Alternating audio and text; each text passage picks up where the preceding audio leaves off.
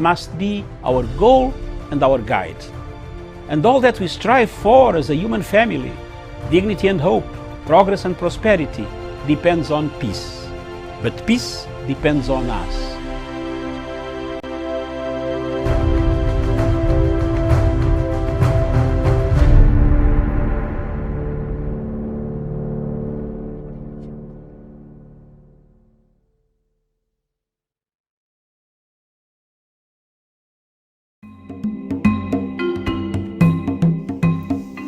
In many parts of Africa, there is always a struggle for power. Struggles for power begin from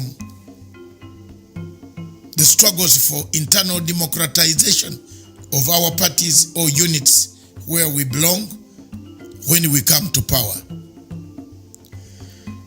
The politics of compensational structure, the politics of deficit, the beginning from a deficit that I had a deficit. I had a deficit before I was born, or when I was born. I found myself in a poor family. It's the politics of compensation that haunts Africa today. Many people want to take on leadership, but it's the leadership as a basis of where you came from, or the leadership has qualities. My father bought me my first shoe in 1981 from a Mr. Onyango on the street for 60 shillings because he could not afford the butter shoes. Why am I saying this? Today, as you can see, the gentleman who did not have shoes is sitting at the high table.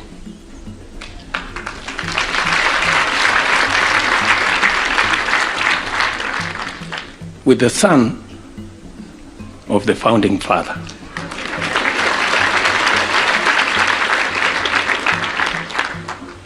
Sasa kama nitaambiwa naongea siasa, lakini I'm not, I promise.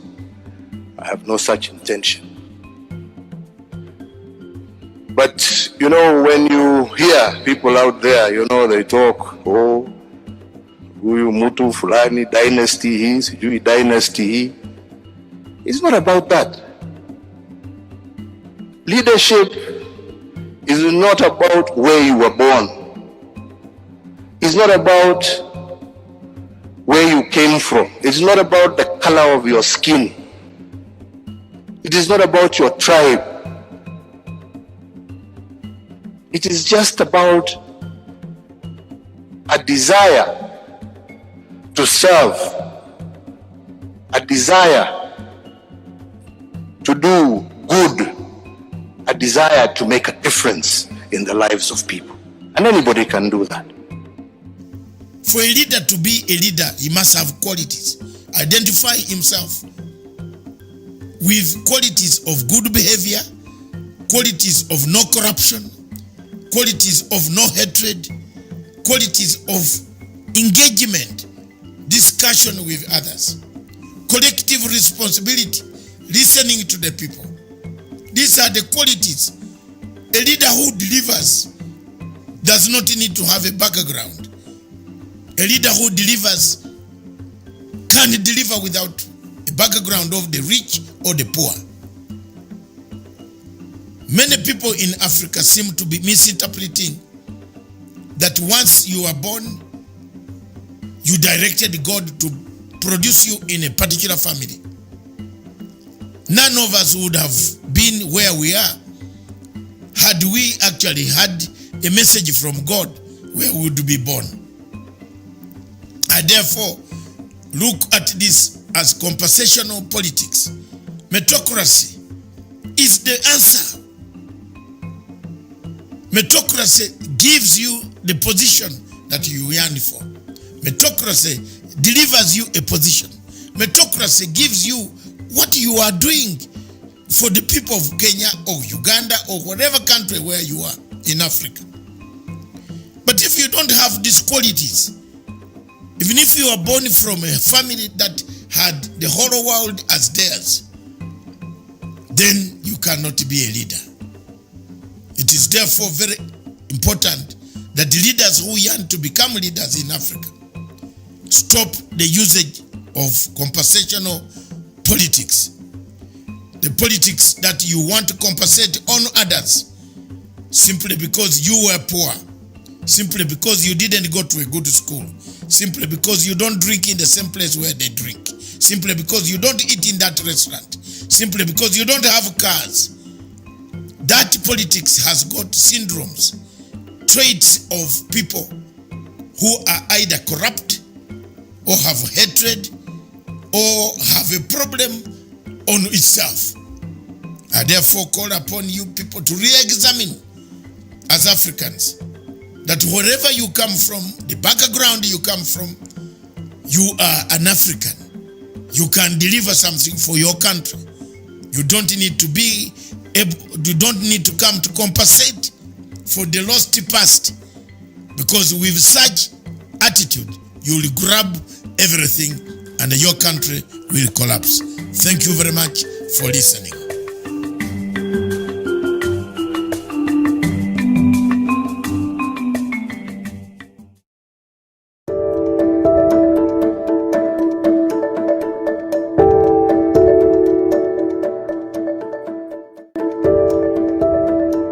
I want to begin by first and foremost thanking the African Union and all the African nations for their support and their belief in Kenya being able to advocate the African cause, the cause of Pan-Africanism, the cause of peace, the cause of global solidarity, the call to multilateralism. Kenya's story is one that believes and trusts that together we are stronger. One that believes that through democracy, through respect for human life, and through unity, more can be achieved than individually. We thank the African continent for supporting us in our bid.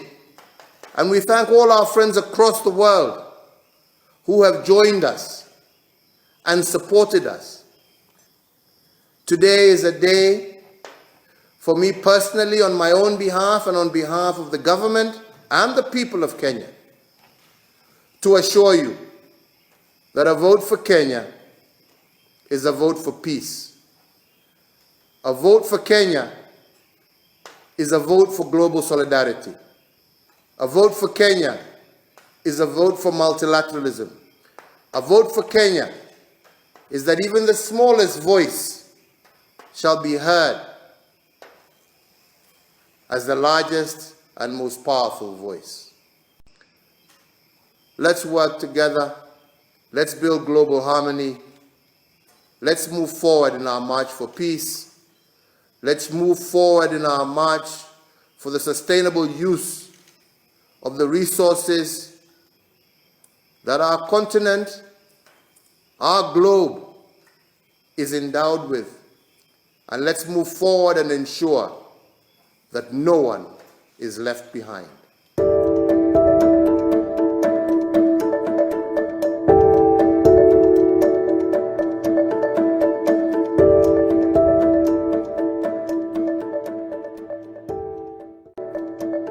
I wanted to give my huge congratulations to Kenya on securing a seat on the UN Security Council for the 2021-2022 session.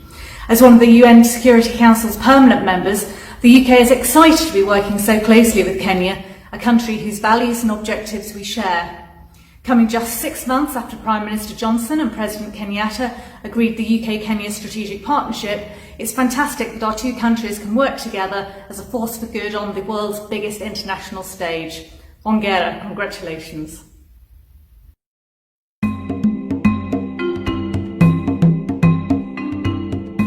When President Uhuru Kenyatta thought of a nation, a peaceful nation, a united nation called Kenya,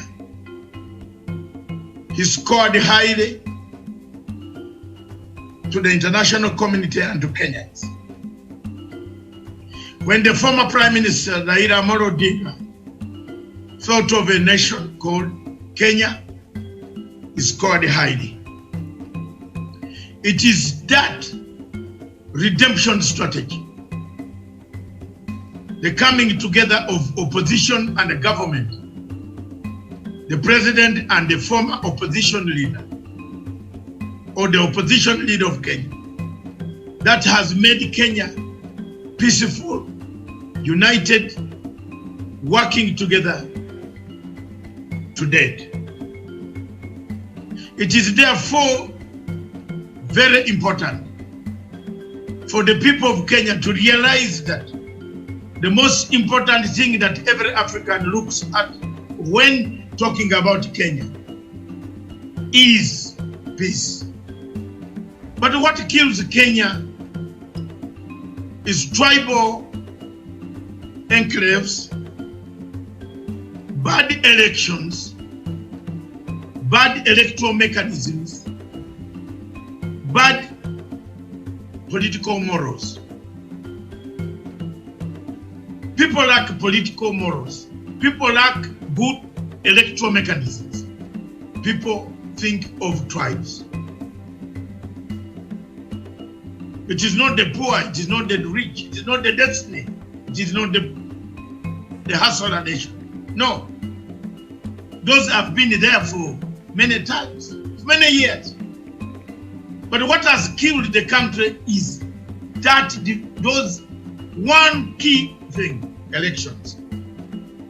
If Kenya can sort out its electoral mechanism, that a winning candidate embraces a losing candidate, and a losing candidate embraces a winning candidate.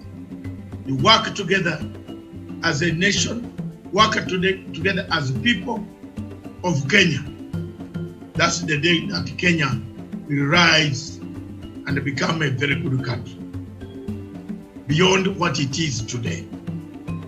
But the moment we go back to our tribal enclaves, we poison the politics. We play Machiavellian politics of backstabbing, intrigue, manipulation, machinations that flow in the Kenyan political arena. It's the moment that we destroy the same nation that needs that unity. President Uhuru Kenyatta, therefore, don't give up. Former Prime Minister Raila Amolo Odinga, don't give up on unity or purpose.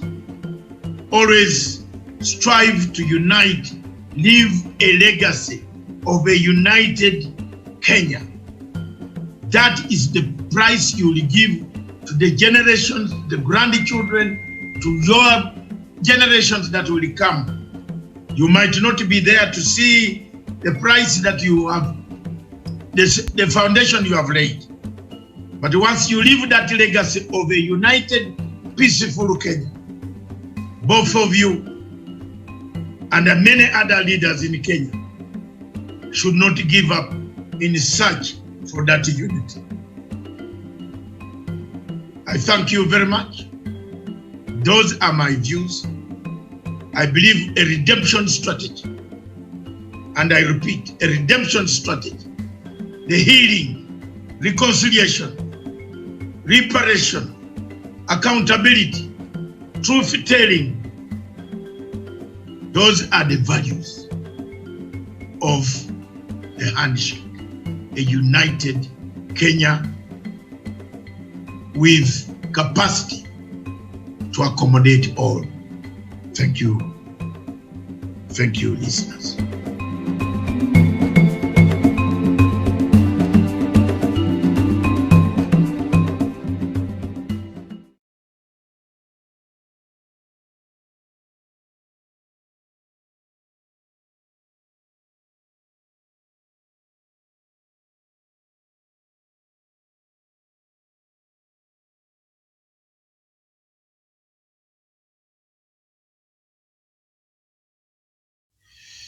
Good morning, viewers. Welcome to Punchline Africa Television, broadcasting all the way from the Republic of Kenya in Nairobi.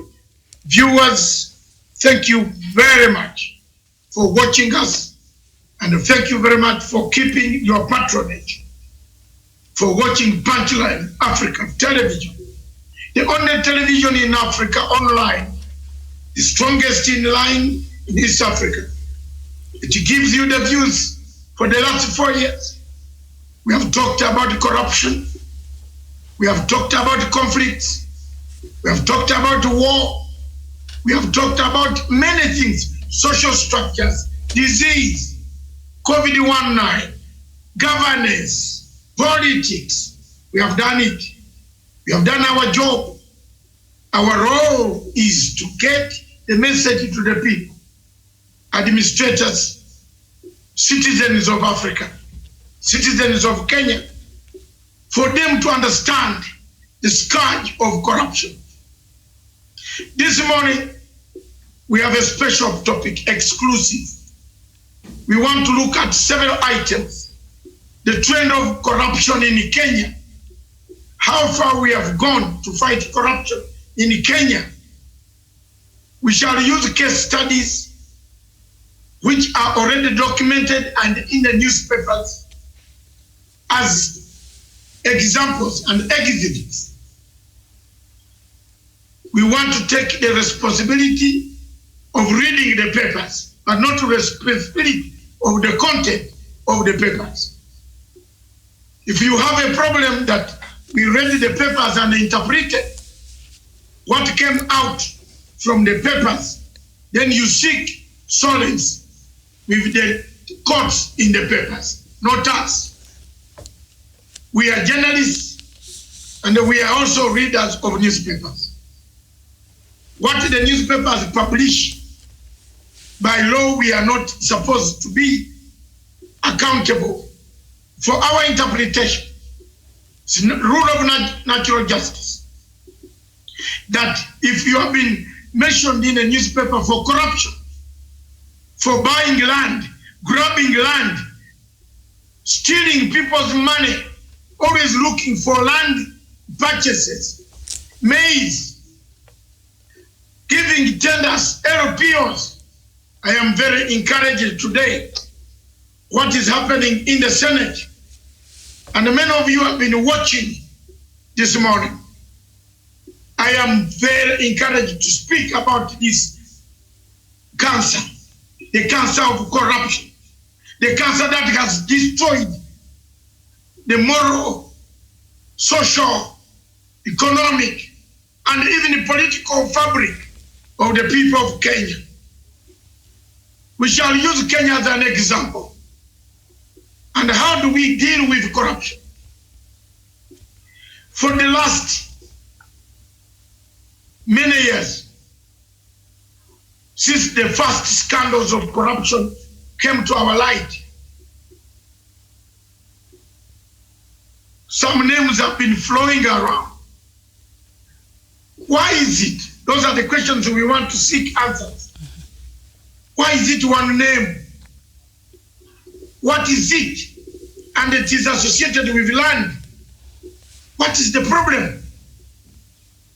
What is it? Why don't you build an industry? A factory to employ people. You like people so much. Why do you buy land all the time? You are associated with something to do with land. What's the problem?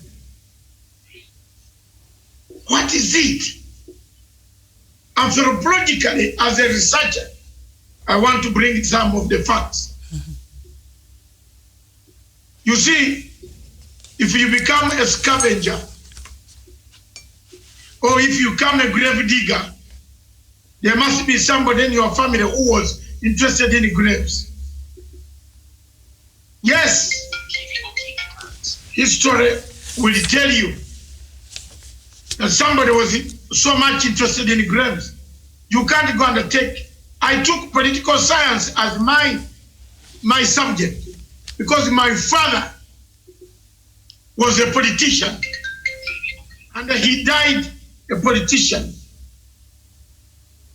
He never gave up even when they were beating him to say where your son was. When Museveni troops went to beat him up, he never gave up. He said that you people are beating me, harassing me. But when you went to the bush, did your father know that you had gone to the bush? That is the only man. My father asked them one question. Why are you harassing me because of Matanga? Why? That's my father, because of politics. So if you have something that you grab land all the time, there must be somebody who has been grabbed. And those are the things that we want to discuss today. Another land scandal, another one. Corruption in Kenya. How long shall we go on? What can stop corruption? What can deter people? I've been watching the clip of Waiguru. As you hear, and as you know, I've been very sketchy. I've not touched a pen to make a comment. I burnt my fingers in NYS1 when I discovered that a certain professor had pocketed 16 million shillings, which he didn't know was on his account. So this time, David, I've never touched that type of money. I touched in Kenya, I've only touched that type of money by hard work in London. So, this time I did not want to talk about it. I left it. And we have left it. This television is not going to discuss. It will discuss after the outcome. But right now, those are my opening remarks. I want to submit myself to the interrogation of none other than Miriam Ogutu, my co-presenter, to ask me, to interrogate me. Let's discuss these two things, the land and then Waruke case. Tomorrow as we sit, and our discussion has nothing to do with the case. We are discussing the facts. Now that the case has been determined, it is only waiting for sentence. So we are able to discuss it openly. Who was giving these tenders? Who gave the LPOs to purchase? Isn't it a case? But the same link, the same person, everywhere he goes, have you heard of that song? Everywhere you go, there is always a pitfall. Who is this? Are we really in this for seriousness? Can we fight corruption? Finish it in Kenya. What shall we do to deter people from taking government money? When you see the type of operations that take place where people siphon money, send it to the ministry, which is friendly to the ministry, to the chief mafia. Ichungwa, Moses Kuria, they sit on the budget committee. They send the money to where the ministry, which is in support and in agreement with someone, then brokers go and collect the money. Mr. President, that is what has been happening. For 5 years, from 2013, the government slept on duty. Not slept on duty. We thought we were together, while others were making huge money, which they have turned to use to destroy us, to threaten us. Somebody must speak up. As Koinange says, we must speak up so that we don't fight. Let's speak up. Over to you, Miriam. All right. Thank you so much there. Doctor, and thank you, our viewers. A very good morning to you, wherever you're watching us from.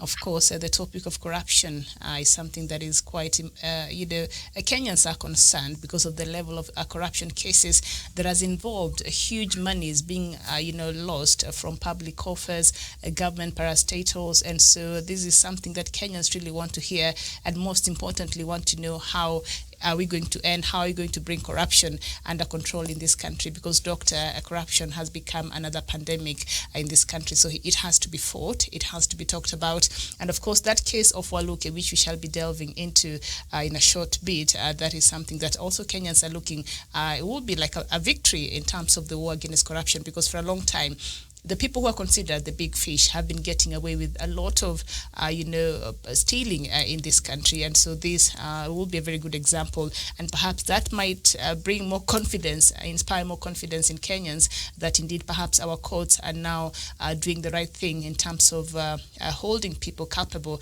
when it comes to stealing and mismanagement of public funds. And so that is something that Kenyans are looking to see, where even when the I think the case will be he will receive his tomorrow. The what do you call it? The sentencing tomorrow. Sorry, thank you there. But Doctor, before we get really into that, also I think we just 2 or 3 minutes. We look at the situation with the COVID-19 in the country, and then we can just now go fully to the topic. Thank you very much. Yes. And the newspaper headlines. Yes. Miriam, let me crack it quickly. All the right. Standard newspaper, united in fear. Who is in fear is Ruto in fear, not Uhuru Kenyatta. Uhuru Kenyatta is serving his last term. He will go to AU, Commonwealth, UN. We can do lots of things worldwide. His Excellency, the President, is not concerned with a third succession. Is not concerned, but he wants to leave a legacy where there is no tribalism. Miriam, what has annoyed me and why I want to speak is you Kenyans don't learn from the mistakes you have. You are now politically profiling each other's tribe. You have seen the writings on the social media that people are profiling Kikuyus and vice versa. You are stupid. I'm sorry. Those who are writing these things are very stupid people. These are the people who brought this country to chaos in 2007. Don't profile tribes. Don't profile tribes. Profile competence. If you are not competent, we don't want to associate you with a tribe, but we want to associate you with competence. How competent are you to serve? Even if you are Kikuyu, even if they are 200, if they are on merit, what is wrong with that? Yes, you need the Paul to talk to Palestine, to Jewish, Judea. You don't, yourselves, you can't talk. You need a Paul. I'm not converted. I have never been converted by God.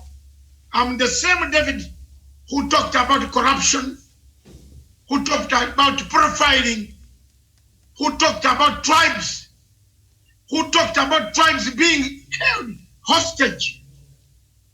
The thing killing Kenya is some man holding you hostage. That if you don't vote me, I will kill you.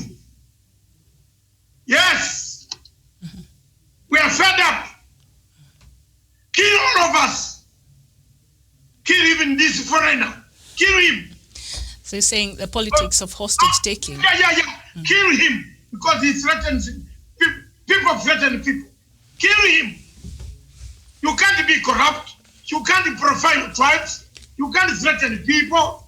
You go on threatening people that this is my group. Did you produce them? Why are you profiling fellow Kenyans? When it came to ICC, it is Matanga who was suffering. He has not got a hotel in Mombasa. I have no Dolphin hotel in Mombasa. I am as poor as I was as I started. Jamani, leo wacha nitoboe nitoke. It's too much for me. I knew Ocampo in 2005. Where were you Kenyans? Where were you? Don't think I knew Ocampo in Kenya. Don't underrate me. I fought the international community on the basis Trump is fighting the ICC. Why haven't you asked a question? You sit down and ask a question. Why the Americans don't question me? Since 2005, don't play about. Don't. Leo wacha niwaambie.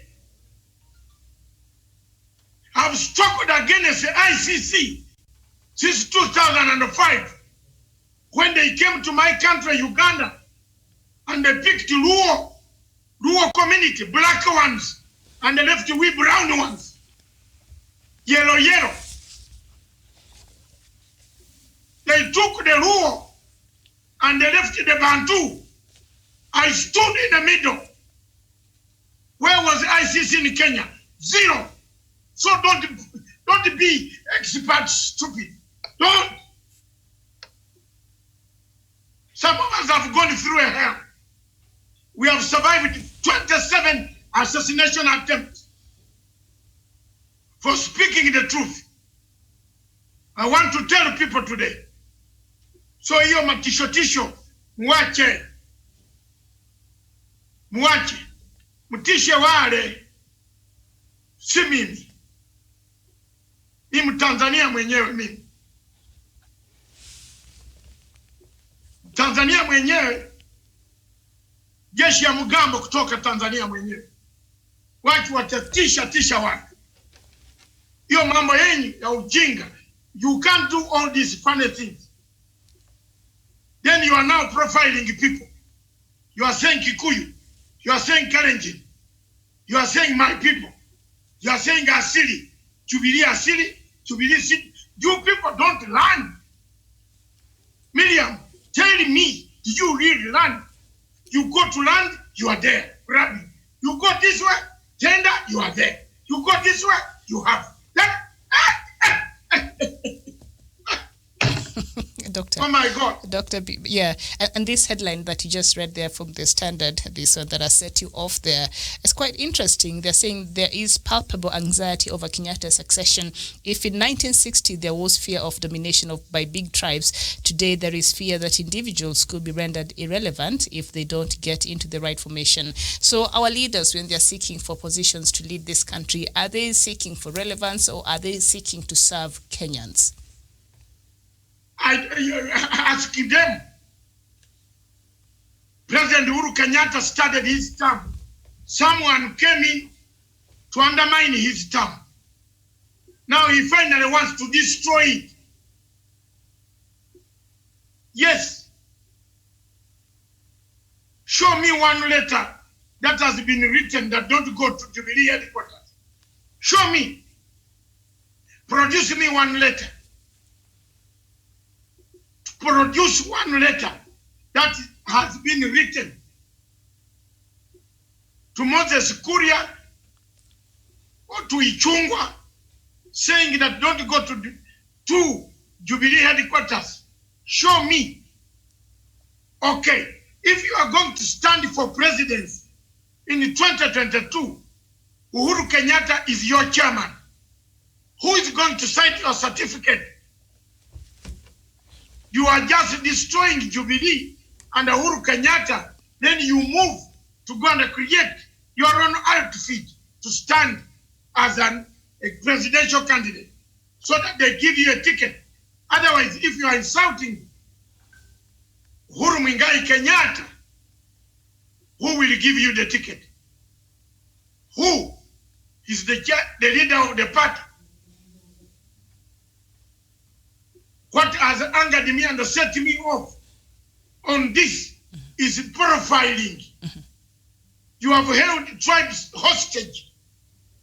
You are now exhibiting exactly the same signs that the chief prosecutor of the International Criminal Court told you.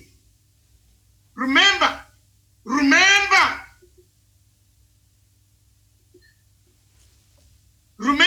don't exhibit these things. Jameni wa Kenya msikilize. Listen to me. Don't start this language, please. Please.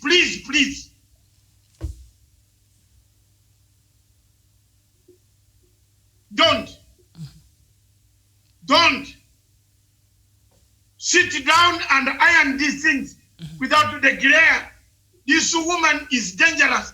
She is leaving in September. She was presenting her last exit report in December, in September, to the United Nations Security Council. And I want people to listen carefully. I repeat, I want people to listen carefully. That if you don't know what is there, try to look for Matanga to tell you. Because I am tired of telling for free. And others enjoy, build hotels out of it. This time, no, I will not. And they will not find me. All right. So Doctor. I'll be gone. I'm telling you. Yes. I am not going to say it. I will leave it. I'm fed up of people taking credit of my work to enjoy. Enough is enough. Kwisha. Tumesimamia hapa. This time she's leaving. But what is there is not very good. So be worried not of Matanga. Be worried of yourselves.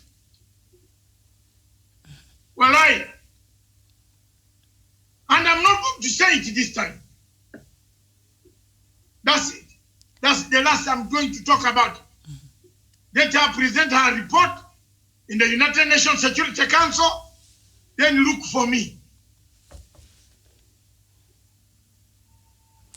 And Doctor, if this headline is anything to go by about these big tribes, we know Kenya, we have over 42 tribes in this country, and this politics of big tribes, and we know, of course, brings a lot.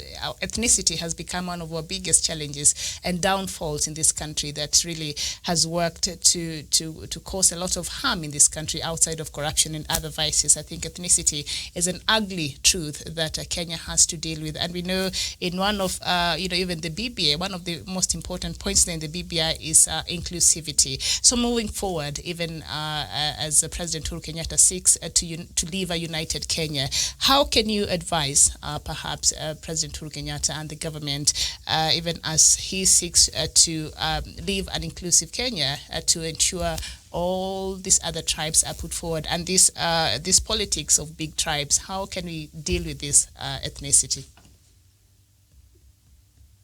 Is to be honest, he must change the course of this country. You must remove the constitutional obligations that create this unity. One of them is you people have balkanized yourselves. The problems that we face, that you see in the Senate today, of corruption, over what, is because you balkanize yourselves by selecting natives of those counties to be governors. Why did you select the governor Nanok to be in charge of Turkana people? You created tribalism. Why don't you you just have ceremonial governors and have administrator from the coast to be in charge of Turkana? There will be no corruption. There will be no corruption. There will be no corruption. Because the governor, the ceremonial governor, can conduct ceremonies of the culture. But the administrator will be from anywhere. And he will not be stealing the money. He will be developing the area. One of the problems that you did wrongly in your constitution, you balkanized tribalism. You institutionalized tribalism. Why should Governor Rasanga be the governor of Siaya? Then he favors his clan.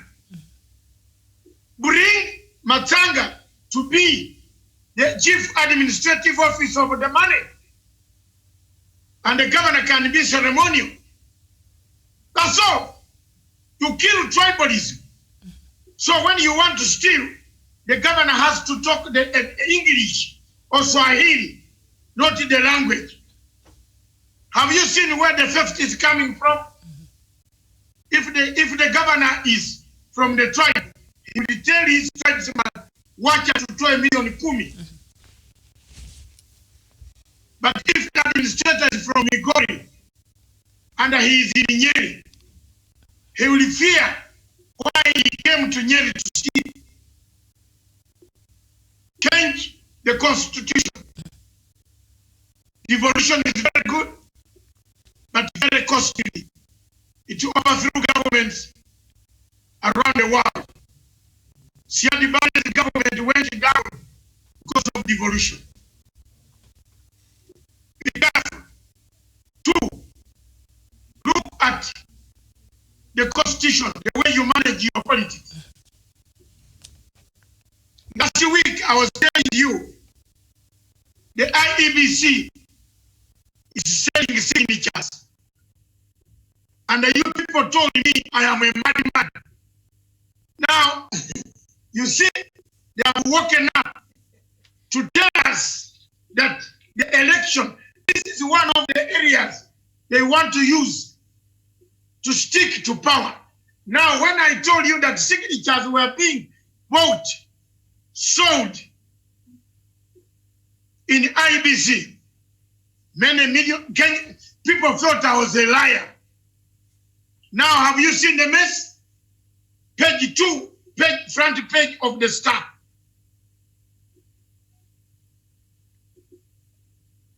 Was I wrong, Miriam? Tell me. Told you. One of the problems that President Uhuru Kenyatta has to solve is this monster called IEBC. Mr. President, those who handle your strategy, if you don't solve the problem of elections in Kenya, please don't allow election until there is change of mechanisms of electoral systems that will give 1 shilling for every person. Don't give a shilling to a desert.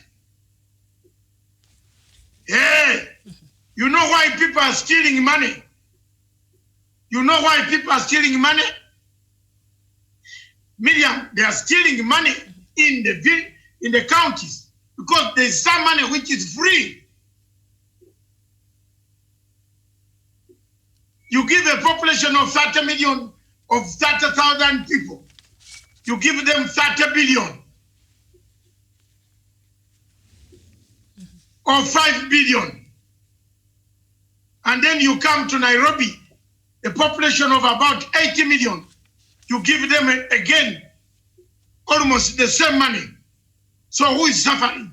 The other money will remain there being eaten. Someone will buy cars. Someone will get land titles. Somebody will tell the bank manager, don't worry, I will work out allowances. It will be So, Doctor, I know we haven't mentioned, the COVID-19 situation in the country, but yesterday, some Kenyans, CS Kagwe faults evacuees as he reports 155 new COVID-19 cases. So some Kenyans being evacuated back into the country have failed to quarantine themselves as required by the health authorities. Health Cabinet Secretary Mutahi Kagwe on Tuesday said some of them are also not obtaining COVID-19 tests before they leave. But I think, Doctor, this is something that you even mentioned, even when we started receiving some Kenyans from outside of these countries that have been affected, and we faulted the move by the Ministry of Health to allow some people to go quarantine in their homes, because there's no way you're going to trace and know how they're going about their lives. So now apparently they are the people who have been contributing to the community spread of COVID-19. So CS Kagwe is faulting these people who came to the country and were told to go self-quarantine and did not follow through. They came from where? By what means? From outside the country. By what means? They were being evacuated into the country, like the ones from outside Kenya. So the government was hoping they came by border. They came by flight. Mm-hmm. If they came by flight, the flight landed in the air. It landed at Jomo Kenyatta International Airport. Why did we allow them to leave the airport? Mm-hmm. Why? So now, last week, on Friday, 27 Kenyans stuck in Ethiopia for 3 months were returned home. Hundreds more are expected back home from Sudan and India this week. Some passengers on these flights are not adhering to a protocol set by the ministry. Kagwe said during the daily briefings at Afia House, he said those returning must obtain COVID-19 free certificates prior to departure. Before departure, it is mandatory to complete a declaration form indicating that they would wish to be quarantined. I don't care whether they have these declaration forms or not. As long as somebody is jetting into this country at this point in time, they should go straight to a 14-day mandatory quarantine, Doctor. Is that even something that we need to be sitting here debating about? No. But because we are lazy, and we have a very bad mindset. Miriam, the entire Africa has a very bad mindset. How many Africans read my report, my letter on 18th February? Only Lesotho and Zimbabwe. The government here did not even read my letter. Yes, Leo ni Leo. They didn't. They thought that this is the man who has come here for money. What? Did you feed me up to this time? Well grown up to this time. Nobody came here for money. I never came for money. I wrote a document on 18th of February. It is on my blog with very good English. There are some people who want to doubt my English. I did not read Ogundipe. I read J.A. Bright. So anybody who wants to challenge me can see the mastery of oratory that I can deliver. And I did it very well. I wrote a letter that be careful. If you see Americans leaving Wuhan, you a poor African, why don't you get prepared? It is in black and white medium, it's there. I studied international agencies. Myself here is hard and this head. I know what Mossad can do. I know what the CIA can do. I know what every institution can do on international relations. Challenge me. When you saw Americans calling for their natives to leave Wuhan, why did we sit there for? Do we have warning systems in Africa?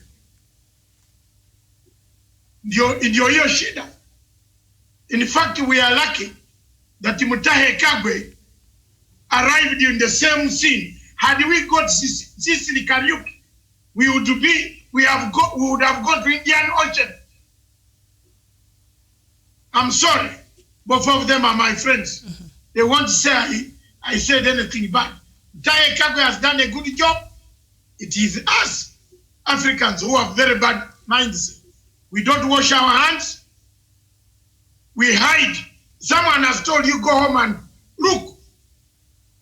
All people returning to Britain, if you have a property, a house, you are told, give your number. They know your number already. They know it. Your telephone number, as soon as you arrive in Britain, your telephone number. The media listen to this carefully. As soon as you arrive in the British airspace, and you land and switch on your phone,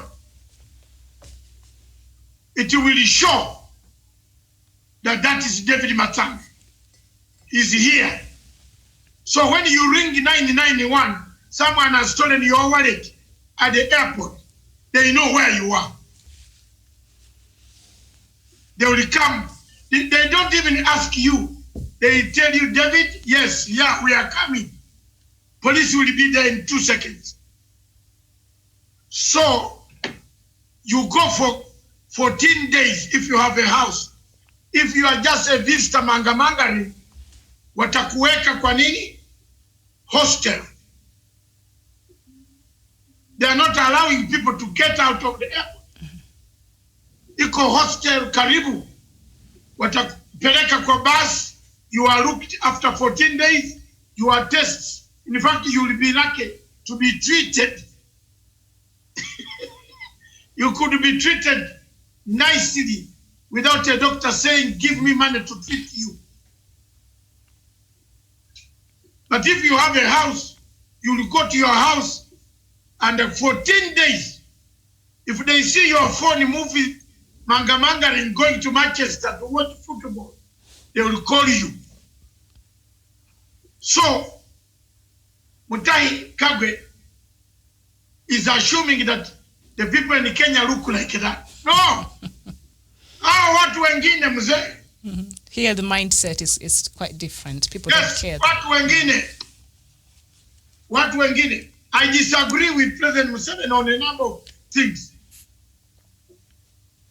About 2 or 3, 4, including my money, which he did not pay.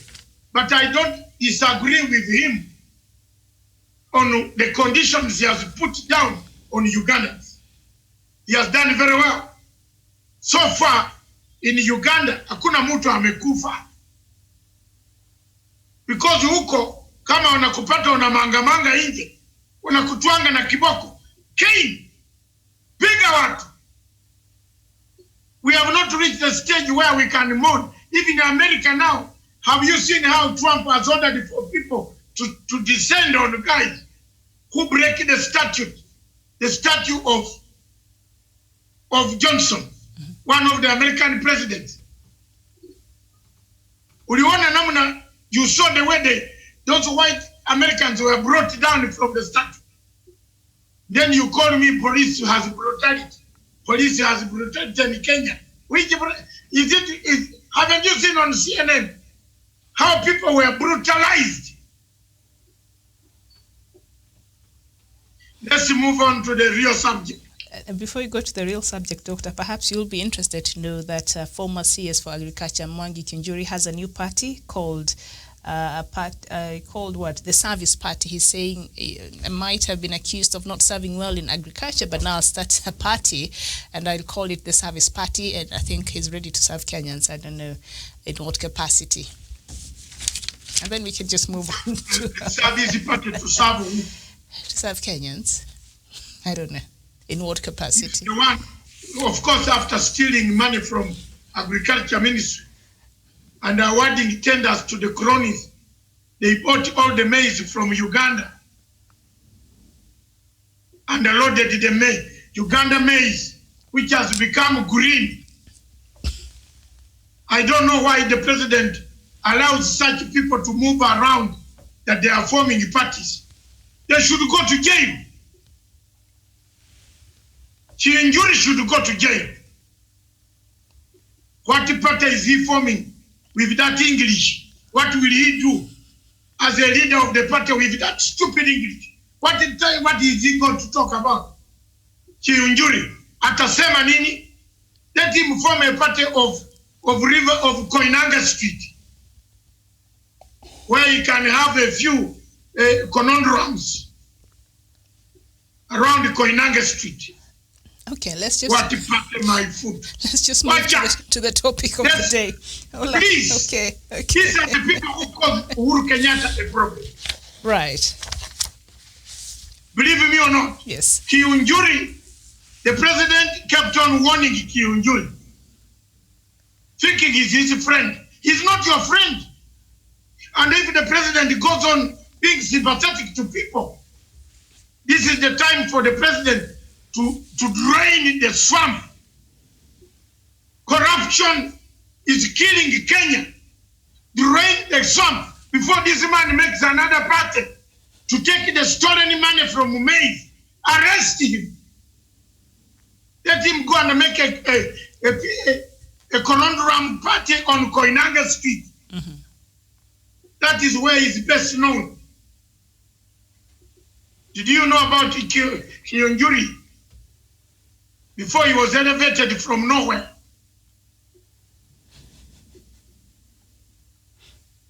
Doctor. The party is made to, one of the viewers is saying, to serve his family or to serve concubines. The service party. To serve concubines. That is a part of service. Mm-hmm. Serving concubines.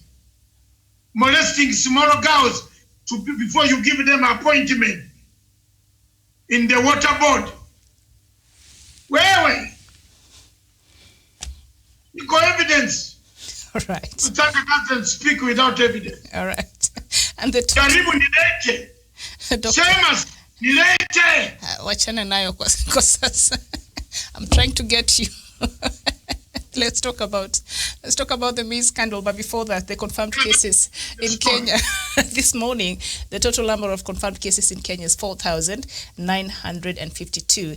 The death toll in the country is 128. Recovery so far in the country stands at 1,782 cases. So let's just move to our topic of the day: what will stop corruption here in Kenya? And of course, the latest scandal and the high-profile case that is in the court waiting sentencing tomorrow is that of Sirisia Member of Parliament John Waluke and the mother of the former Environment CS Judy Wahungu, who have been found guilty in the 297 million Kenya shillings National Cereals and Produce Board fraud case. So the mother of CS Judy Wahungu. So you decide, I'll not be the only person who will be stealing. Let me also involve my mother. Let me also involve my children. As we've been seeing a lot of these high-profile cases, Doctor, you find people have opened accounts with their children's names, their spouses' names. We saw in the same case with the former Kiambu governor, him and his wife and his daughter, they were also involved. What is this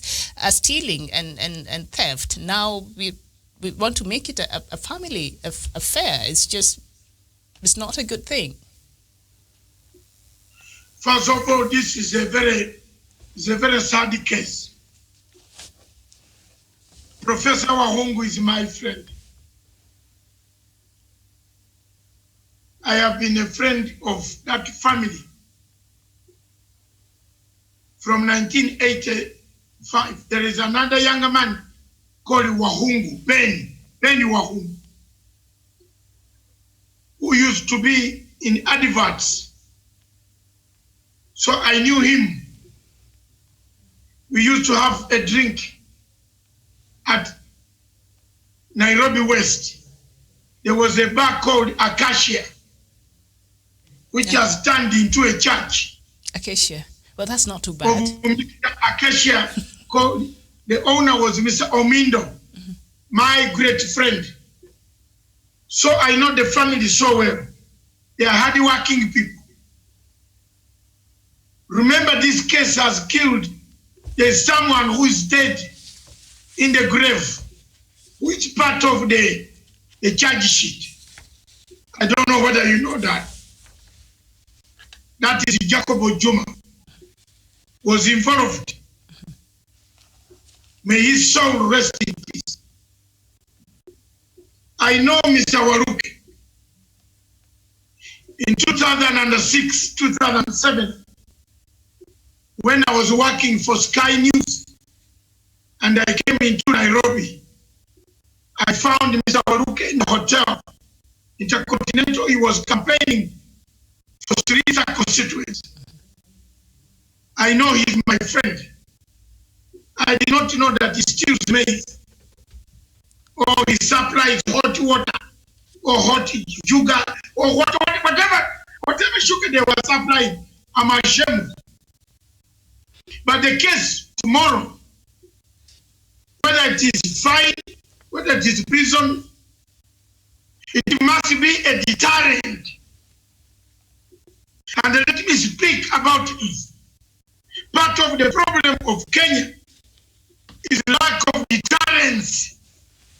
A deterrent formula to stop anybody stealing again. Let Waluke and others be a deterrent. Let them serve as an example. Let's not go to these places and try to influence. I don't want to influence, but let it be a deterrent that don't touch these things. But let's go back and look for the root cause. Mm-hmm. Who gave Waluke the local purchase orders? Mm-hmm. Who was the minister in the Kibaki government? Who was the minister of agriculture? Who was dealing with maize? Miriam, you have facts there on the ground. Mm-hmm. Tell us more. Who was this minister? How did Waluke reach to be supplying NCPB? Let the viewers know who was the minister. Where that time the minister is the only one who can authorize 300 million shillings worth of maize. Who was the minister? Mm-hmm. Back to you. All right, so it is alleged that on February 24th, 2009, being the director of ERAD, Waluke knowingly and fraudulently uttered a false invoice for 114 million Kenya shillings to be used as evidence in the arbitration of a dispute between his company and the NCBP. Now, the alleged uttered invoice was to be used to support a claim for the cost of storage of 40,000 tons of maize that was incurred by Chelsea Freight. Now, however, even before the prosecution, the two moved to court seeking to stop the director of public prosecution. And Doctor, before I even go further, this is one of the things that President Uhuru Kenyatta has been raising as his concern. You remember, you go to court to stop your arrest even before the case has been brought to the court. So, and this has been used to, the mighty and the big fish has been using to protect themselves. And so, despite the appeal, the court declined to set aside the arbitration award, which meant NCBP had to pay. Consequently, the National Assembly's Public Investment Committee conducted an inquiry into the contract and the arbitral award and execution. So now, in the early 2009, after parliamentary debate on on the same maize scandal, William Ruto, who was the Minister for Agriculture at that time, was accused of illegally also selling the maize by Kolomani Member of Parliament Boni Khalwale, Public Accounts Committee Chairperson at that time. All the documents bearing the National Cereals and Produce Board seal that linked Mr. Ruto to the illegal sale of maize were accepted by Parliament's deputy. The scandal alleged that the following events might have taken place. Briefcase millers existing only on paper, some of whom were defunct at the time when the scandal unfolded, were awarded large quantities of maize by the Strategic Grain Reserve, and they accomplished this by inflating the milling per hour capacity and having 4 permanent secretaries approve them. So this is another scandal that was happening in the same time as Waluke's scandal. At that time, Dr. appears, our Deputy President right now, Dr. William Ruto, was actually the Minister of Agriculture during the Grand Coalition government there in 2009. What did Jirongo tell you? Jirongo, in his submission on KTN, he told you there are people who are perennial suppliers of hot air. they supply the same goods they showed you yesterday. Whether we go by believing Kirongo or not, the writing is on the wall. Does it surprise you, therefore, that Waruke in the Western Kenya MP is my relative, is a very strong and ardent supporter of the deputy president? Jacob Zuma, who died mysteriously, was an ardent supporter. Very serious on Facebook. If you touch to write about Dr. William Ruto, Jacob Zuma would even kill you with the pen. Are you hearing me? Will he kill you on Facebook by pen? That case brought all of them together. Whatever happened, the results will be reaped tomorrow. When finally the magistrate lands down the sentencing. Why we have brought this case as a case study for the corruption in Kenya is it marks the epitome of a career thief, an epitome of those who have been stealing and others have been going down to jail on their behalf. Miriam, I would like to tell our viewers that out of all the managing directors of companies who have been implicated in scandals, if you look at their statements at the DCI, and I invite all investigative journalists to have a look. Quietly they tell you we had authority from above. And this above was not President Uhuru Kenyatta. The above was from the angle of Sky Team. The Sky Team was put in place to run errands of collecting money from managing directors every Friday. The government should investigate who are these, who were the Sky Team owners, who used a helicopter from here to where, collect money from parastatal heads, from managing directors of companies. The money that is disrupting the Jubilee Party today. So it has been a network where from the parliament, the budgeting committee allocates money to the ministry that is purportedly to be a friendly ministry to an individual who then sends the brokers to go and apply in the public procurement tender board. And the government today, because there are people watching this dismantle the procurement board. Dismantle it. The disease of corruption in Kenya is in the tendering board. There is a man there who is an associate of the mafia, who surrenders all the information to the mafia, who is bidding high, what type of bid we want. Mzee, wazee mnyenye mnasikiliza, those listening to this, please dismantle the tender board, the public procurement tender board. There is a man, the chairman there is linked to a mafia cartel system who delivers all these tenders to the cronies. find out who the chairman is. And the investigation conducted will tell you that that tender board is where all the problems of Kenya have been.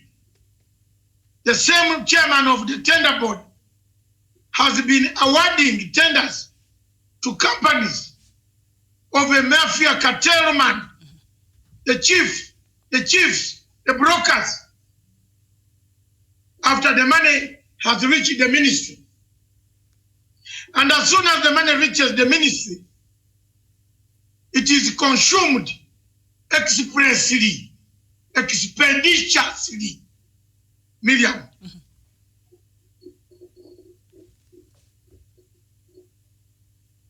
Is eaten. A project grows grass when His Excellency the Deputy President goes to open projects. They are a PR. If you go back to these projects, some of them have not taken off. They stopped the day we ate chicken and the meat when you were opening it. To date, those projects are not complete. But 3/4 of the money has been taken by contractors. Yes. So, Doctor, in this case, in Waluke's case, of course, the amount there that has been lost for supplying hot air in the National Cereals and Produce Board, and personally, I have a problem with this for one reason. Because last year, Doctor, we were here at the beginning of last year when our farmers, especially from the Rift Valley, as part of the country, which is the food basket of this country. So it's a very important, place for this country in terms of food security.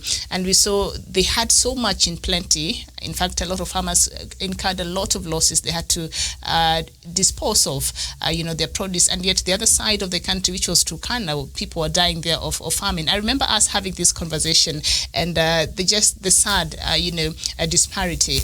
And the people from there had colluded with cartels. And now we're seeing the money that was meant to be buying this produce from the farmers that had been set aside to ensure that the hard-working Kenyans who put in their efforts, who put in their time to ensure they produce so that this country can be food secure, the money that was put aside was siphoned through the leadership in that place, through cartels in that place, and now we see 314 million Kenya shillings that was meant to be purchasing was given, and they did not even supply. And then our farmers who were supposed to benefit from this, even up to date, maybe others could not even afford to go back and farm again for this year, for the next season. So I'm as a Kenyan, I'm quite disappointed.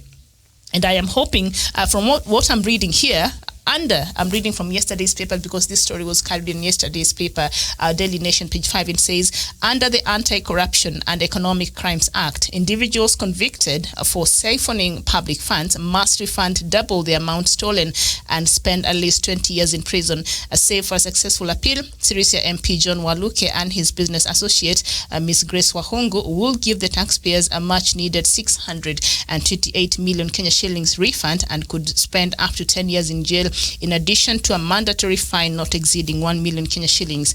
I say let the law take its course. Let the law take its course indeed. Let it serve as a deterrent tomorrow. Why can't we play that clip of the farmers?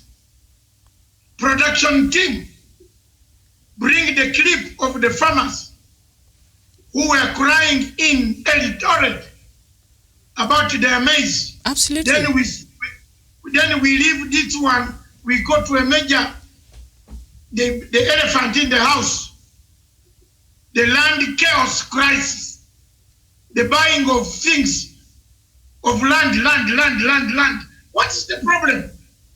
Bring the clip of the farmers in Eldoret when they were telling the senators that our own children have imported maize from abroad. And up to today, the farmers in the Rift Valley, most of them, their thing is not bought. Mm-hmm. Let's have the clip. Murgumin Jararge nilisoma na baba yako 1954.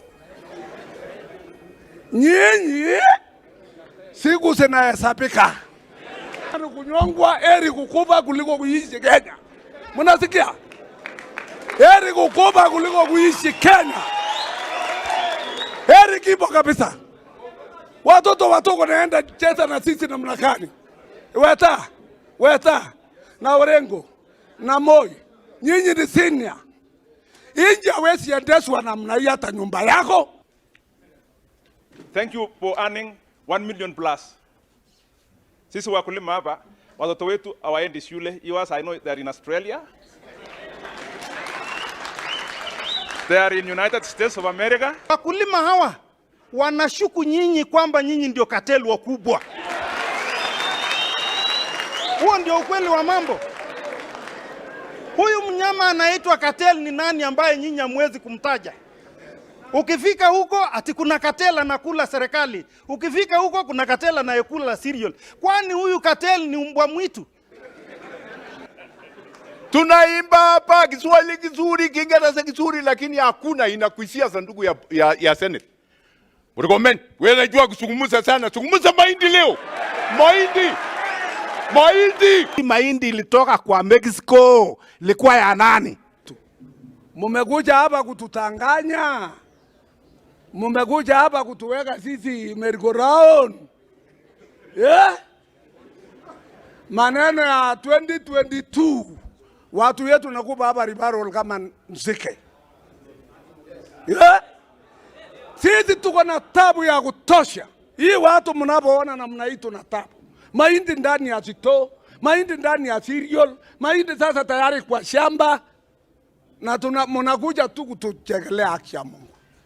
Zikiagizwa hakuna deni, wanalipwa mbeleni. Yeah? Lakini ikiwa mwana Kenya inakuwa ni deni. Inakuwa ni deni. Sasa mamlaka ya serikali ni kwanza ni kuhudumia wa Kenya. Na mimi hii ni aibu kubwa sana. Kwa sababu tumepata mafuta, sasa kama mambo ya mahindi imetushinda, mambo ya mafuta tutaweza kweli? Mahindi inaingia kiholela kutoka nchi jirani. Na sisi tukawaambia wale viongozi ambao wanalinda mpaka, serikali ya Kenya haikutumia ushuru wa mwananchi kujenga magala ya cereals board kusaidia mkulima wa nchi jirani. Wanakuja gorogoro moja sasa Bungoma ni shilingi 9. Kwa sababu mkulima hana pa kupeleka chakula chake. And we want to do something once and for all. Hatutaki vile ndugu yangu Mheshimiwa Tirena amesema turudi kila saa kwa hii hole. Thank you very much, viewers. On this show, the people's God, we don't talk without bringing you facts. These are farmers crying about corruption. These are farmers touching maize. These are farmers talking about NCPB, where Waruke hammered all the money. That system has been going on, where 9 farmers are given LPOs by Kiunjuri and the predecessors of Kiunjuri to go and supply hot air. We therefore rest our case on corruption about maize by saying the National Cereals Produce Marketing Board, whatever, up to date has not paid the farmers in the Rift Valley. The president has offered huge money to the farmers, but the money has been eaten by cronies of the same master cartels that brought maize from Uganda. Some of the maize are in the warehouses. They have turned green in color that they cannot be eaten by human beings. That's case number 1 of our corruption, how deep it is and how can we stop corruption? We ask the court, from the views of the People's Court, let's have a deterrent. We don't want to tell a magistrate to do what is not supposed to be done. The case has already been concluded. These guys are guilty. They supplied hot air. We fight for the people. Let them have a serious deterrent operation. Thank you. Then, Doctor, now you'll understand why Kenyans, every time, like the other time, the CES for Agriculture came out and said, Kenya, we don't have enough food. You understand why Kenyans will not agree to that because we know that Kenya, and I've been very consistent in this, we know Kenya can feed itself. If we had people with the right mindset, if our leaders cared enough, if our county governments ensured that Kenyans who are working hard to produce in terms of agriculture, because agriculture is the backbone of this country. So it is something that is quite paramount. We cannot play with. We cannot allow cartels to steal from hardworking Kenyans. We cannot allow cartels to make this country not food sufficient, because the next thing these farmers will be very discouraged. They will not want to go on and farm, because if you're not getting return for your hard work, then why would you continue farming? So that is quite unfortunate, and so we can feed ourselves, and I've been very consistent with that. We just need a deterrent, Doctor, as you've said there, and this, as I've said earlier, I think the law should take its course, and we're waiting for the sentencing tomorrow. And up there in that story, also, Doctor, you said, businessman Jacob Juma, who was gunned down in 2016, is said to have got a lion's share of the loot. That is also according to page 5 of the Daily Nation. And Doctor, you have also, mentioned that. So I think Kenyans are waiting, and this is something that is very important. You cannot, it's very, in these difficult times, and you still want to take food from the mouths of Kenyans, because that is what you're essentially doing. When you're importing this food from outside, what will happen now? Maybe it will be a bit too expensive for Kenyans even to afford, but when it's locally produced and we have it in plenty, then Kenyans can afford, because when there's plenty, then we can all get fed, because we can afford even to buy that food. So this is something that is very important to Kenyans, and Kenyans will not agree to see such things happen. So I think for the first time, the Kenyan court has done very well, because food is very important, not just to this country, but around the world. So we do not want somebody playing with our lifeline. That should not be encouraged. So that is kudos to our courts for doing what is important to the country. So, Doctor, also, we know outside of the maize and the food and the Ministry of Agriculture scandals, the other part that has had so much scandals in this country when it comes to land. And I don't know, one name has been very synonymous when you hear of land corruptions in this country. We know the recent one of the Rai Sewerage, land scandal there. We know that one of a school along Langata Road. So I don't know. Even as we look at what will stop corruption in Kenya, the land scandals that have become very rampant in this country. Do you think it will come a time where people will be deterred from even especially stealing from public land? First of all, this refers to the case. I don't know whether you have those facts of the case of ex-President Mirumbi. Do you? The case of the ex-president. The land in Narok. That's where the details are. The land that was sold in Narok, which has created the chaos that we see. Again, the name of the deputy president has appeared. I expected that information to come out on the land of yesterday's newspaper. I don't know whether you can have the ex-minister's case, ex-president family crying foul about their being cheated their land. It's very clear that certain things did not go well. And according to the family members,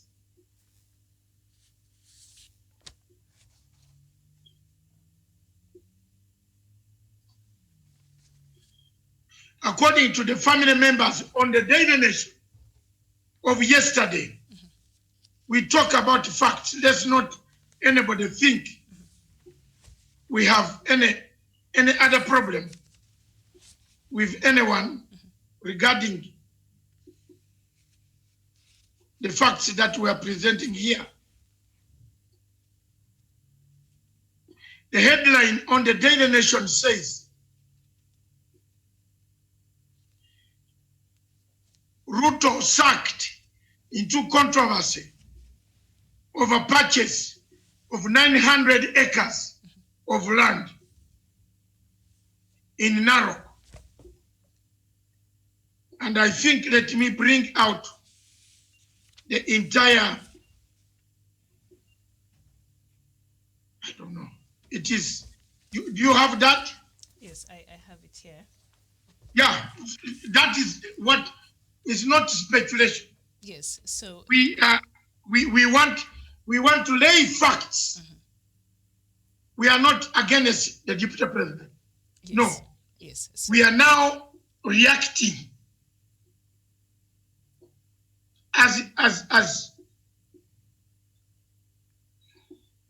Yes, so Doctor, as you look for that, I have the information here. And Deputy President William Ruto has been sacked into another land controversy after a human rights lobby demanded an investigation into his acquisition of a 900-acre tract once owned by former Vice President Joseph Murumbi. In a letter to the Directorate of Criminal Investigations, the Trusted Society of Human Rights questions the acquisition 4 years ago of the Intona Ranch land in Transmara West sub-county by the DP after paying off a loan owed to the Agricultural Finance Corporation by the late Murumbi. The land was bought through North Mogor Holdings. And now in documents sent to the DCI and copied to Director of Public Prosecutions Nordin Haji and the Ethics and Anti-Corruption Commission, the society also wants AFC and directors of North Mogor Holdings investigated over claims of abating corruption. Now, attached to the letter signed by the lobby chairman Elijah Sikona are sale agreements, court responses between the family and AFC, and registration documents of buying the land. Now, the land located 23 kilometers south of Kilgoris was allocated to Murumbi in 1977 by the Narok County Council and was officially handed over to him by Lands and Settlements Minister Joshua Again. What I don't understand is why is DP's Ruto in this again? Why? Go ahead and read the whole story. Yes. According to the AFC records, go ahead. Murumbi defaulted on 8.9 million loan they had taken from the AFC. In 1995, to finance farming, he was required to repay the loan in 25 years. Murumbi, an avid collector of African art, died in 1990. His brother, Mr. Kitui Ore Yambioi and Aiboy Ore Kapain filed a petition in court arguing that the AFC loan had been written off by the government. They filed a fresh application with the Environment and the Land Court Nikisi. Security. If you go down, we want to get the problem of this, where the name of the DP is sacked in. Yes. How does it come in? A senior AFC official who spoke on condition of anonymity said that Murumbi and Mr. Stephen Omenga were listed as directors of the ranch when the loan was taken in 1985. And the title deed was surrendered as security. AFC tried to auction the land in 2004, but no buyer turned up, forcing the corporation. These are facts. The transaction. The lobby, however, claims AFC sold the land of that reference number to North Moga Holdings, NMH, allegedly on behalf of the DP, of His Excellency the Deputy President. Yes. 3 years ago, 99 members of the Mointikal clan also laid claim to the land, and the court ruled that the resource be divided between AFC and the community, and the land was given more than 1,000 acres. While Muga bought the rest of 976 acres to Anamara Tona 34 stroke. However, it goes on and on, and then it said the lobby fraudulently. This is what has brought the matter to the CIDs. According to the sale and the purchase agreement, the lobby indicates that September 7, 2015, 5 days was registered. You can take it from there. You have seen it? Yes, Take it from there. So now the corporation in a letter AFC is 63 million. Yeah, 440, but yes, and that it took a loan of 63 million. Yes, 440,000. But with terms set by AFC, including full payment within 90 days and a down payment of 15 million Kenya shillings, or 25% of the total amount. The lobby, I don't know. Yes, and the lobby wants investigations carried out into who was paid the principal amount, as the only money that can be accounted for is 634,000 paid for stamp duty on November 13th, 2015 through a banker's check number 874230 at Chase Bank in Nairobi.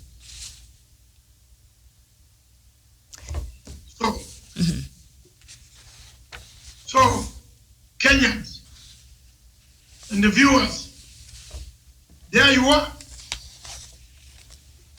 who was paid that money.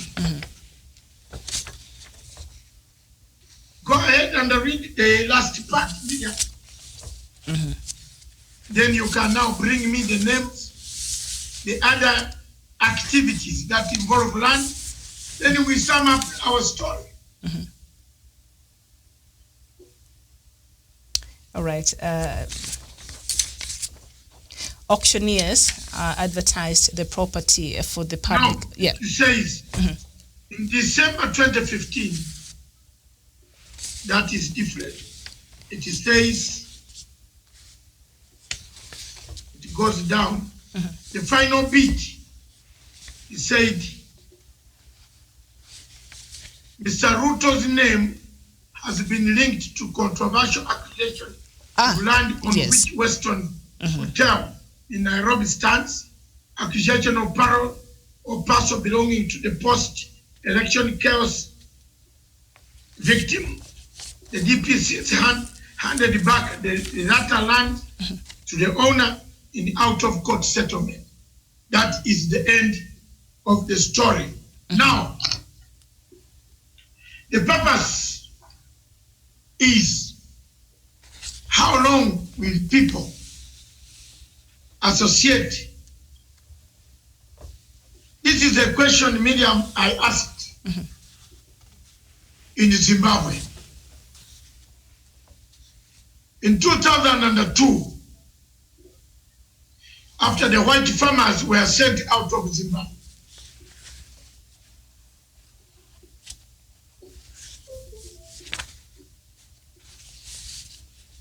I asked the white farmers, and I want to repeat the same question here. Did God create you to be the only person to talk about land? to be involved in buying land. Can't you do another factory where workers can, where there is no controversy? I asked the white farmers in a meeting in Harare, I said, were you the only people on earth, planet Earth, that the farm God created to farm on the land of Zimbabwe?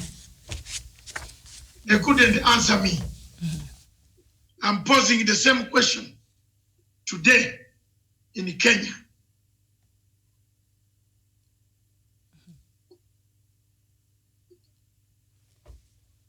The DP can do a factory. In fact, it can build several factories. Since people, youth want employment, and avoid anything to do with land. Because every land where he goes, there is a chaos. In Taita Taveta, there is a chaos. People seem to be catching him on land. So, Sangine, you sit down and say, what type of world will I live, my family, when I'm not there? Some of us, and I want to give advice, as a grown-up, as an elder now, of Umofia clan. I have 80 children. I have decided already who will be the boss.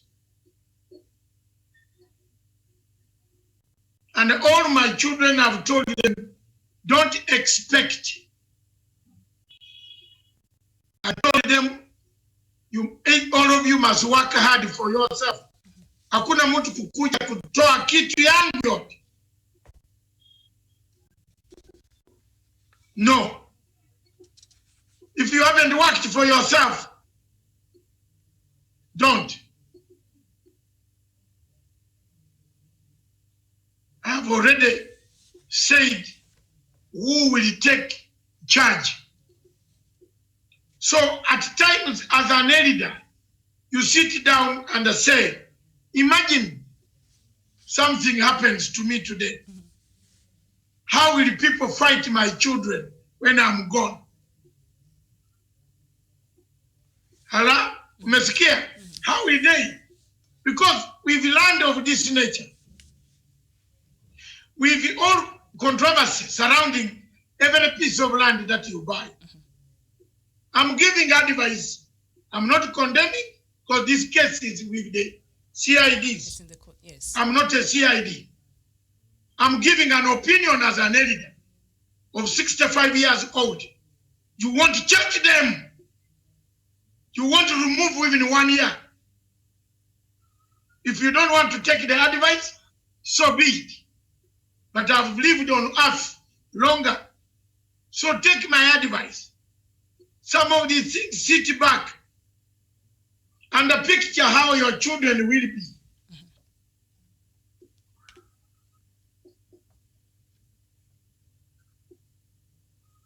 Doctor, this case is quite interesting. And how your children will be.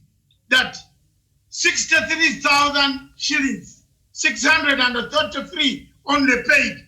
Where is the 60 million? Who took it? So such a place, a land, is very contentious. I wouldn't like to be, when I'm in the grave, my children to be beaten up, to be killed.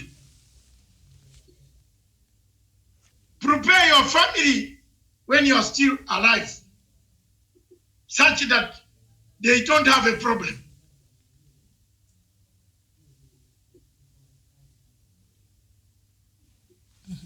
Corruption. Where did the money go? Who paid what? This is where things are. That's why the case has come up.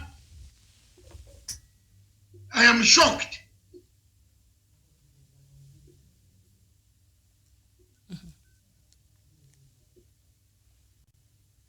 You see? So, in essence, this case now brings the credibility, integrity. Under chapter 6, what do? You can't be the one on every land or piece of land. In Taveta, there is a link that has not been rebutted. Everywhere. You see, it is sad. Why don't you change the business and be putting up factories? Buy an airport, land, airplanes can land, but it's still, airport is land again. Just come to town, buy a building, a hotel which is being sold, buy it. Create a factory for manufacturing. Don't be like a Zimbabwe white commercial farmer who told the Zimbabweans that God created us to dig on the farm and the black people to work on our farms. Because land has become a curse to the career of the deputy president. That's what I can conclude. If there is anything you want to ask me, I'm ready, Miriam. Yes. And his career is being tainted by land issues. And it could end the career. I'm not saying I know what is going to happen, but it could end one of these things. You can be found that fraudulently you obtained it by paying 643, and you got free land. So the other people did not get any compensation. Am I wrong? This is the way the case. I'm not a lawyer of this case, but I can see where it is ending. That someone, somewhere, fraudulently obtained a piece of land by paying 643,000 instead of 60 million. Am I wrong? That's how it smells like. Yes. And of course, in a letter to the corporation by the family in July 26, 2013, through their lawyers, Oguta and Boyer and Company advocates, they produced that the transfer and the registration of the subject land in favor of Agricultural Finance Corporation was procured and obtained fraudulently. Now, the law firm, under instructions from one principal shareholder of the family of the Murumbi, accused AFC, that is the Agricultural Finance Corporation, of fraudulently doctoring the transfer instrument and therefore causing the subject land to be registered in the name of the corporation. And so in December 2015, 5 family members, 3 of whom are now deceased, sought the intervention of the Chief Justice to repay the loan and be allowed to retain the land and their brother owned, but were turned down in unclear circumstances, which is quite interesting. So they wanted to say, okay, fine, if our brother through this, obtained, this loan, so we are ready and willing to pay for that, so that we can obtain this land as the family. But the court refused and were turned down under unclear circumstances.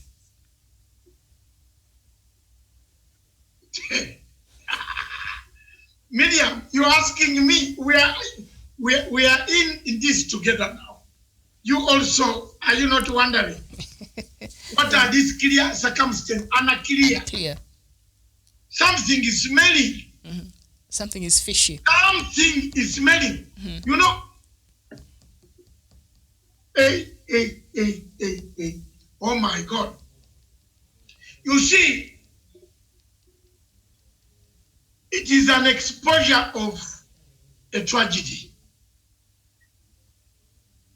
And the tragedy is the land was acquired fraudulently. Mm-hmm. That's all. Yes. Whether the money can be returned now or whether the money can be seen on account. I was listening today to the Waikuru submission. Yes. Where the lawyers, the man from Kirinyanga said the money was yesterday, that the accumulated interest was paid back. Then the other man said it was paid back recently, returned. So if the proof is that it had accumulated, but the interest works when you use it, is when you replenish. That is what is called office interest. When it is finished, is when you pay back to replenish in accounts. So, was the replenishment taken 10 years or 10 months? If 10 months it was paid, this check, when was it paid? Even if it was paid it with agriculture finance, where is the money banking? That is where the TCI work will be. I want to thank all of you. Doctor, before we conclude, you are yes. not bringing the things. No. That's why I want to. No. My time is so running. Yes. No. Thank you. Of course, the DP also has been mentioned in a lot of other land related scandals. Remember the Langata Primary School land grab, the pipeline, the Kenya pipeline land scam, also Moi teacher and referral hospital scandal. There quite a number, but also something that I saw on today's paper, Dr. The Daily Nation, up there. If you can see, it says proposed law could tighten the noose on corrupt individuals. So corruption cases should be determined within 2 years from the time of filing, and state officers who will not be allowed to operate foreign bank accounts without permission from the anti-graft agency. Even as we talk about corruption, Doctor, we see there, they're trying to come up with laws, and the proposed laws will make sure that corrupt individuals are not able to get away, especially the state officers there. So back to these land scandals. This is not the first time the DP route is being mentioned in a land scandal, the Langata Primary School land, which was very shameful. And later on, he had to, give back the land to the primary school, the Western land that was taken from the Kenya Aviation there for Wilson Airport, that later on was settled out of court. So why is it that his name is so synonymous? And let's not forget the recent one, the Ruai land scandal also there, that a piece of land that has been set aside for the sewerage purposes of the Nairobi County. Why is it that anywhere you go and the huge tracts of land that are involved in terms of scandal, a DP's name is always synonymous? What is it? I have explained that, but I can explain again.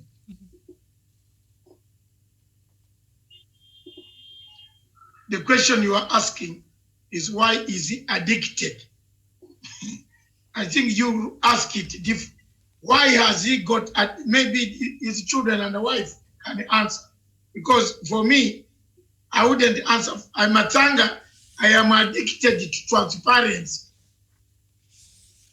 If my wife is stealing, I will hand her over to the police. Even when we went to the wedding and they said, Mububi no mulungi, in badness and goodness. My dear, if you come with money in Matanga's house, I hand you over to British police.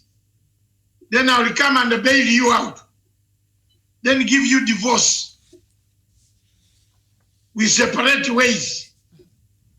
If my child tries to steal, I will hand the child to the police.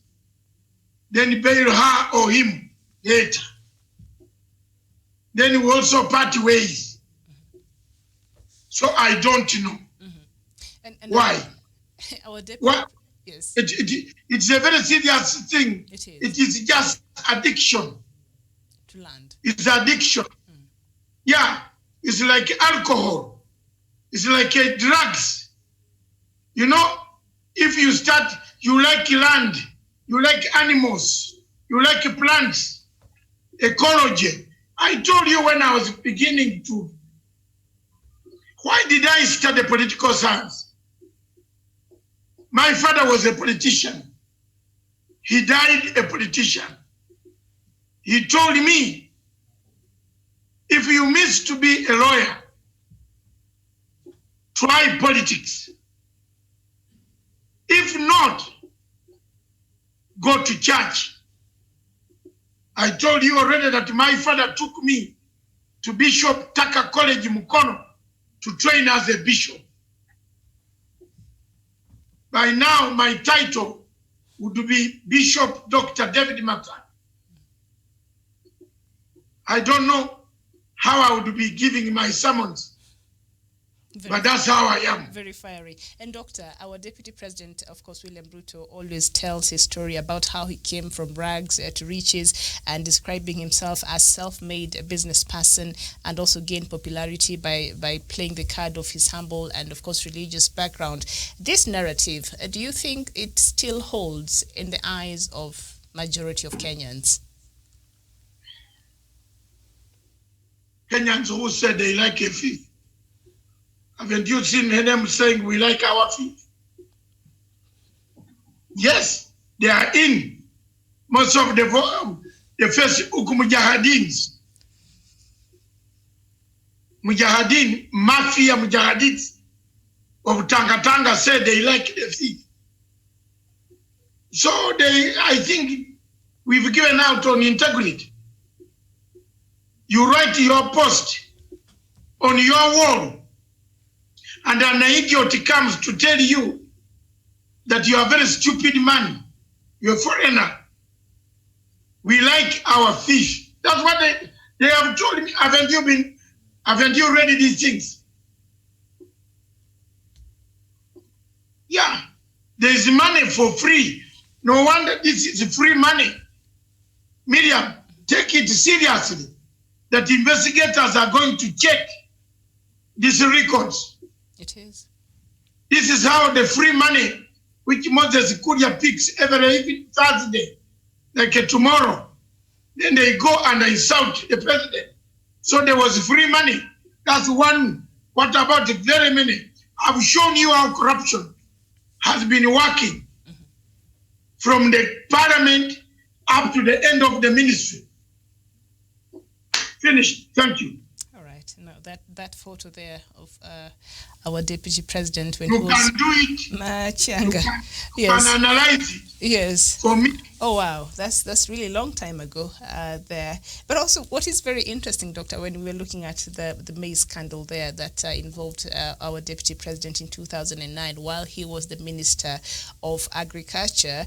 Remember, it is then Ikolomani Member of Parliament, Boni Khalwale, who brought documents bearing the National Cereals and Produce Board seal that linked Mr. Ruto to the illegal sale of the maize, and he's the one who brought this story in Parliament. And I was just going through before I came here that session in Parliament. It was very heated, and the words that Mr. Khalwale used then are not very Dr. Khalwale used then are not very kind. And now Dr. Khalwale has become the biggest defender of the DP Ruto.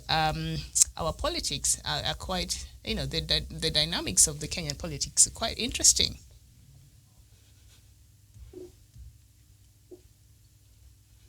Why is Mudavadi also going there? They are the same. Khalwale has never had a party. He changes the party in 1 year, he changes like 5 parties. So it's no surprise. That is not surprised. I'm not surprised. It's little money, it's money. It's money that is putting people there. They also try to wear shirts. Ruto has a style of shirts. They also wear like him. So it's their problem. But for me, I only give advice as a neutral man, because me, I don't own any piece of land here. Just buy your thing where your children will not be molested. Because a farm like that, how will they go there to do the farming when you don't have power? In Kilgoris. When you are gone, in Transmara, the Maasai people will pour on the farm for free. So don't avoid the things that bring you controversy. All this mess in the Jubilee Party would have ended a long time ago if people had listened to what I say here every day. The president says we have an agenda. The president can win. The deputy can win an election in 2022 by 12 midday. If we worked together with the president, delivered the Big Four and other projects, things would be very, no Kenyan will refuse to vote him.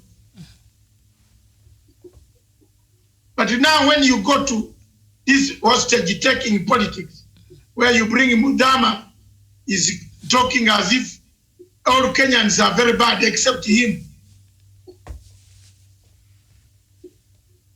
He has forgotten the case of Venezuelan envoy who died mysteriously. So there are so many things, you know, Jamin. Look, corruption in Kenya must be fought with a deterrent. There must be deterrent. We can't shoot people by firing squad, no. But sentence people with a high sentence such that tomorrow they can go and appeal for reduction. But you would have done your greatest job of showing people that it is very bad to do the things that you have done. Thank you. All right, thank you so much. And for our viewers who are joining us and you may not know what we are talking about, Deputy President William Ruto has been sacked into another land controversy after human rights lobby demanded an investigation into his acquisition of a 900-acre tract once owned by former Vice President Joseph Murumbi. Now, in a letter to the Directorate of Criminal Investigations, the Trusted Society of Human Rights questions the acquisition 4 years ago of the Intona Ranch land in Transmara West Sub-County by the DP after paying off a loan owed to the Agricultural Finance Corporation by the late Murumbi. The land was bought through North Mogor Holdings, and of course, right now the matter is with the Directorate of Criminal Investigations. So this is a story that we shall be following, and we will keep you up to date. Thank you. All right, thank you so much. We'll see you later.